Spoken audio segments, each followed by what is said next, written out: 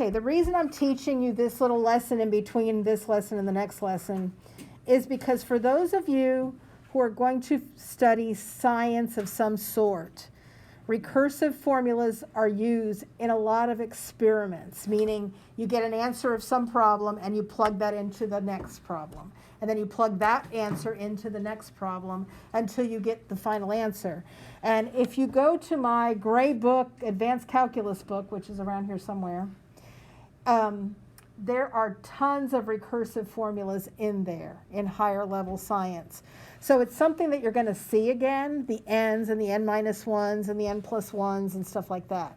So this is just like an exercise so you can kind of understand how to use them, okay? So we know that F1 is 2.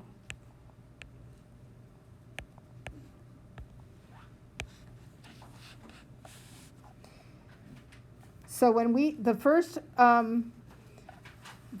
term of our sequence is a 2, okay? That's the first one. Now f of 2, and we're looking up here, would be -5 times f of n minus 1, okay?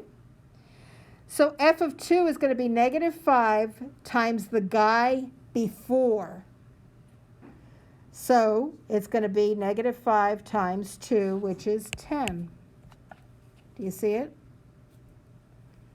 I mean -10. This guy here is the guy before f of 2, so that means it's f of 1. And f of 1, they said, is 2. So it's going to be -5 times 2. So what would f of 3 be? F of 3 is going to be -5 times f of 2. So that's -5 times -10. So we've got 50. Wait, so what did we get for 4? So f of 4 is going to be -5 times 50, which is -2500. So every term is going to be the one before it minus 5. What is 6 minus 5? 1. What is 1 minus 5? 4. What is -4 minus 5? -6 or 10. Maybe 9. What is -9 minus 5? -14. I think that's the answer.